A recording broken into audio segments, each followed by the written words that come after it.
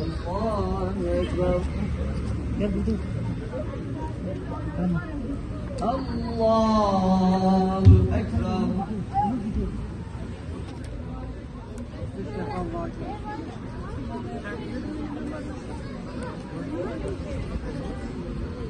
Limen hamide. Allahu Ekber. Allahu Ekber. Allahu Ekber. Allahu Ekber.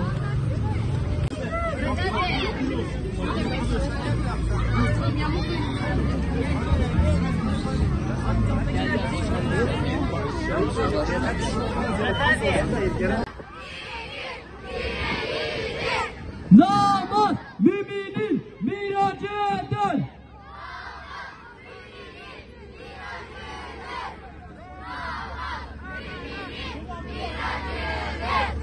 Namaz cennetin anahtarıdır.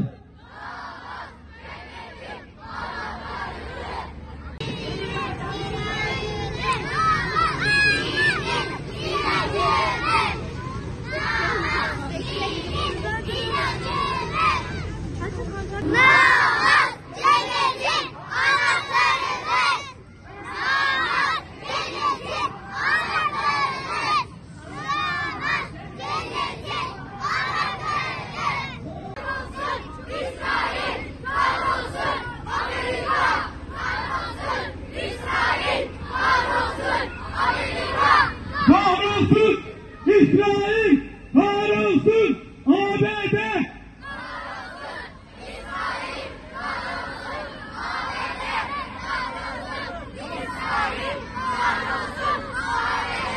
Namaz müminin miracıdır. Namaz müminin miracıdır. Namaz müminin miracıdır. Namaz müminin miracıdır. Muhammedin nebiyyün ve ala alihi ve sahbihi ve sellim. Koşarken biri seslendi bana. Döndüm, karşımda Hazreti Ömer vardı. Bana dedi ki, evladım nereye böyle? Dedim ki, namaza gidiyorum amca. Gülümsedi. Dedi ki, ama sen daha küçüksün. Namaz sana karşı değil ki. O anda yüreğim konuştu. Evet, küçüğüm. Ama namaz büyük küçük demiyor ki. Daha dün benden küçük bir çocuk şehit oldu. قل إن صلاتي ونسكي ومحياي ومماتي لله رب العالمين لا شريك له وبذلك أمرت وأنا أول المسلمين. Anneciğim ve babacığım, eğer beni güzel ahlaklı bir Müslüman olarak yetiştirirseniz hem bu dünyada hem de ahirette sizin için cennet bahçesi olurum. Ama bana sahip çıkmazsanız derslere önem verdiğiniz kadar namazıma ve ahlakıma da önem vermezseniz yine Allah'a kötü bir kul olurum. Hem dünyam hem de ahiretim cehennem ateşine döner. Bizim cehennem ateşinde yanmamızı istemezsiniz değil mi? Ben Hamzalıyım. Yaşım 10. Hem 10. Çünkü Filistin özgür olmadıkça ben büyüyemem. Benim büyümem adaletin ayağa kalkmasına bağlı. Yıllardır arkam size dönük. Çünkü siz bize sırt döndünüz. Ben Kudüs sokaklarında oynayan bir çocuktum. Sonra evimiz yıkıldı. Kardeşimi enkaz altından çıkaramadık. Annem sustu, babam şehit oldu. Ama bu sadece geçmişte kalmadı. Daha geçen ay Gazze'li çocuklar uyurken bombalar yağdı. Bir gece içinde yüzlerce ev yok oldu. Bebekler, anneler, doktorlar, gazeteciler hepsi hedef alındı. Bir okul vuruldu. Çocuk cesetleri sıra sıra olmuştu. Bir hastane yerle bir edildi. İçindeki bebekler nefessiz kaldı. Bir baba kolunda çocuğunun cansız bedeniyle bunu dünyaya söyleyin diye haykırdı. Ama dünya yine sağırdı, yine dilsizdi. Ben kimim? Ben Filistin'im. Ben Gazze'yim. Ben hala buradayım. Arkam dönük ama yüreğim dimdik. Babayla oynamayı seviyordum. Ben barışı seviyordum. Ben annemin kucağına, babamın gülüşünü seviyordum. Ben barışı seviyordum. Ama gökyüzünden barış yerine bombalar yağdı üzerimize. Ben ne yaptım ki? Ben sadece çocuk oldum. Ben kimim? Ben okula gidemeden, oyunlarını tamamlamadan şehit edilen bir çocuğum. Bir fotoğrafım kaldı sizlere. Bir de enkazların arasında kaybolan hayallerim. Kimseyi saptıramadım. Aha, oyun oynayan bir Müslüman. Tam aradım. Bakalım hangi oyun oynuyor? Brawl Stars. En sevdiğim. Bakayım, kaçıncı level'da? Bayağı iyi oynamış. Oyna bakalım. Öldür bakalım vaktini. Her gün yüzlerce Müslüman genci oyun oynayarak, sosyal medyada vaktini öldürerek vakitlerini boşa harcıyorum.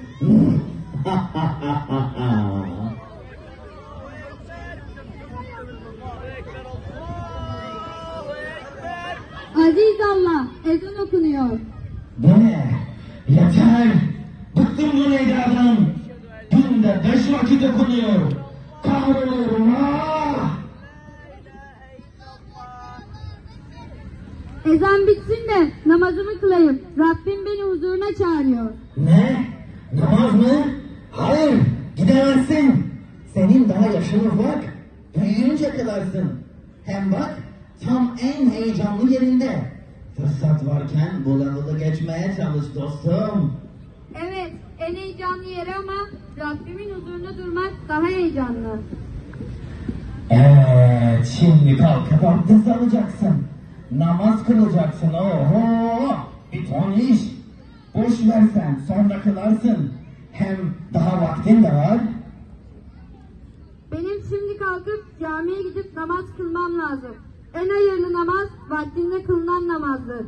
Benim bu çağrıya icabet etmem lazım. Hayır, gidemezsin. Gel buraya. Oyununa devam et. Hayır, gidemezsin. Hayır, namazını kılma. Hayır.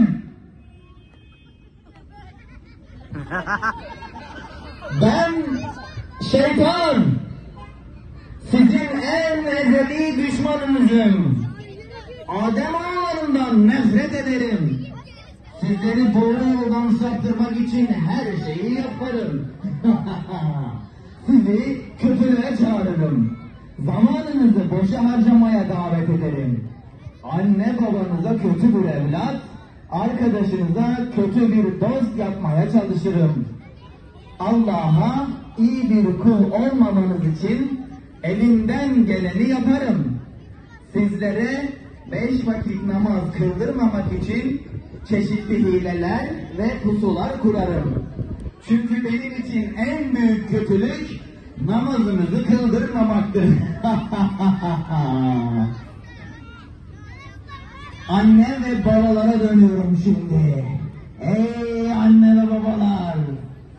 Ben sizin çocuklarınızın hepsini sizden çalacağım. Ve onları kötü bir evlat, kötü bir kul yapacağım. Esselamu Aleyküm kıymetli çocuklar, değerli velilerimiz, diğer kıymetli misafirlerimiz, hepiniz tekrardan hoş geldiniz.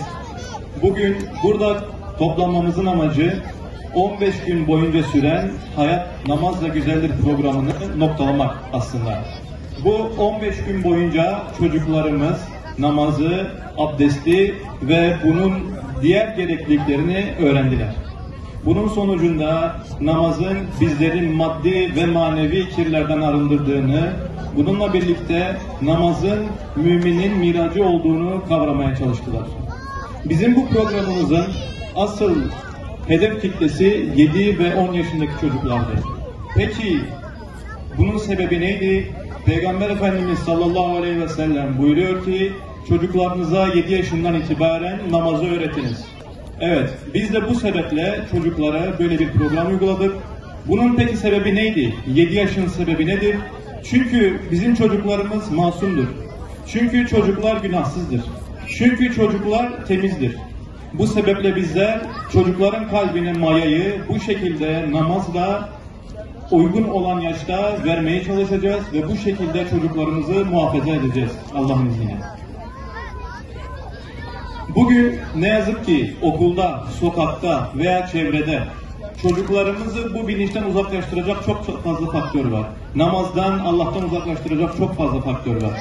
Bu sebeple biz bu yaşlarda çocuklarımıza bu mayayı ne kadar iyi verirsek çocuklarımız bunu iyice muhafaza eder ve geleceklerini bu şekilde daim şekilde ederler.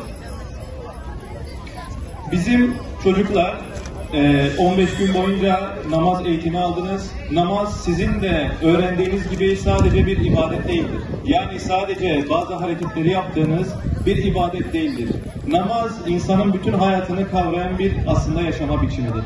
Dolayısıyla bizler namazımızı hayatımız boyunca sadece bu eğitimde değil, bütün hayatımız boyunca yanımızda götürmeye çalışacağız. Kur'an-ı Kerim'de özellikle Taha suresinde Hz. Musa anlatıldığı zaman namazın insanları kişisel olarak ve toplumsal olarak bir diriltme hareketi olduğundan söz eder. Bizler de işte bugün bu yaşta çocuklarımızı bu şekilde yönlendireceğiz ki bugün hemen her kesimden bütün insanların şikayet ettiği toplumdaki bozulmayı, çürümeyi belki biz bu şekilde yeni nesillerle birlikte aşacağız. Hani bir ezgide şair şöyle söylüyor: Müslüman olmak şafak gibi gökyüzünde doğmaya benzer. Müslüman olmak günde 5 kez semalara çıkmaya benzer. Yani bizler her gün 5 defa semalara çıkmaya, günde 5 defa miraca yükselmeye fırsatı buluyoruz ve çocuklarımızı da inşallah bu şekilde yönlendireceğiz. Evet, şimdi çocuklar size geri dönelim. 15 gün boyunca namaz eğitimi aldınız. Şimdi size birkaç soru sorayım. Şimdi namazı kılmadan önce biliyorsunuz bazı şartlar vardı. Hatırlıyor musunuz? Evet. Şimdi bunlardan bir tanesini ben söyleyeyim, hatırlatayım. Sonrasını siz getirin. Bir tanesi neydi? Hem üzerimiz hem de namaz kıldığımız yerin temiz olması lazım değil mi? Hadesten taharet, evet. Temiz olması gerekiyor. Peki ikincisi neydi? Evet. Temizlikle alakalı yine. Peki bir diğeri neydi? Setri avret. Üzerimizdeki kıyafetin bizi iyice örtmesi lazım. Peki bir diğeri neydi? Bir daha söyleyin. Evet. Son olarak bir tane daha söyleyelim. Neydi? Evet. Kızların sesi çok çıkmıyor. O taraftan da göz yapalım. Son bir tane daha hazırlık şartımız vardı. Neydi? Son olarak ben söyleyeyim. Biz yüzümüzü, bedenimizi kıbleye dönüyoruz değil mi? Şu an siz yüzünüzü, bedeninizi kıbleye döndünüz. Peki bizim kıblemiz neresidir? Bizim kıblemiz Kabe'dir. Peki bir diğer soru, Müslümanların Kabe'den önce ilk kıblesi neresiydi? Evet, Mescid-i Aksa. Mescid-i Aksa bizim ilk kıblemizdi. Bugün biz 5 vakit boyunca her namazda Kabe'ye dönüyoruz. Demek ki Mescid-i Aksa bizim için en az Kabe kadar kıymetlidir. Ve Mescid-i Aksa, Gazze, Filistin, bugün soykırımcı İsrail tarafından işgal altındadır. Bizim ilk kıblemiz. Bizim için kıymetlidir. Dolayısıyla bugün biz oradaki namaz kıldığı için, Allah'a inandığı için, sizin gibi böyle toplandığı için zulüm gören çocuklar, sizin Müslüman kardeşlerinizi anlıyoruz. Sizin Müslüman kardeşleriniz orada açlığa, susuzluğa, ölüme terk ediliyor. Ve siz de bugün burada aslında çok önemli bir iş yapıyorsunuz. Sizin buradaki namazınız aslında çok büyük bir iştir. Siz bunu hiçbir zaman küçük görmeyin. Siz belki bugün bu namazınızla, bu gayretinizle devam edeceksiniz hayatınıza, bunu hayatınıza yayacaksınız ve böylece siz büyüyünce bunu koruduğunuzda o askerler, o işgalciler, o İsrailli askerler sizden korkacaklar. Çünkü bugün terlikli, taşla saldıran çocuklardan korkan kişiler yarın inşallah belki de sizin ellerinizle zafer gelecek ve onları oradan def edeceğiz. Son olarak çocuklarımıza biraz hitap ettik. Velilerimize de birkaç şey söyleyip konuyu kapatalım inşallah. Çocukların, sokağın, çevrenin, bütün etkilerin bizim çocuklarımızı bir bataklığa çektiği bir zamanda yaşıyoruz. Dolayısıyla bize bu konuda birçok görev düşüyor.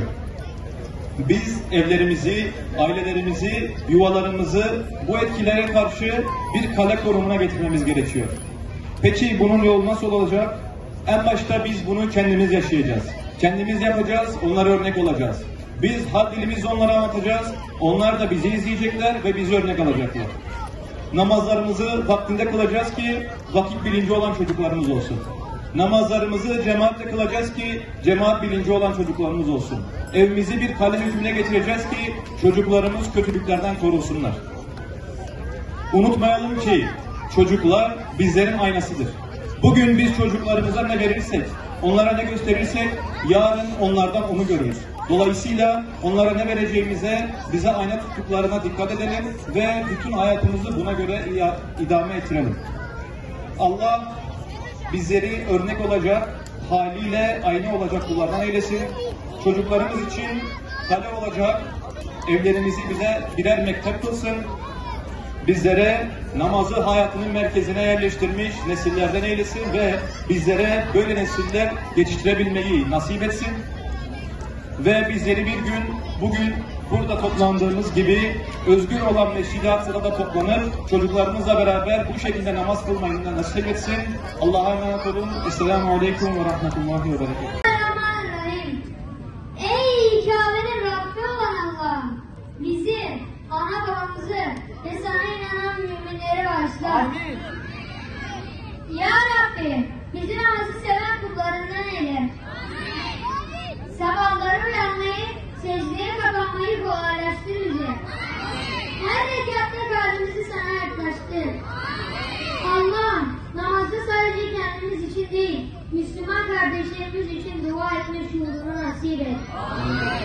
Ya Rab, Gazze'deki çocuklar çok zor durumda, onlara yardım et.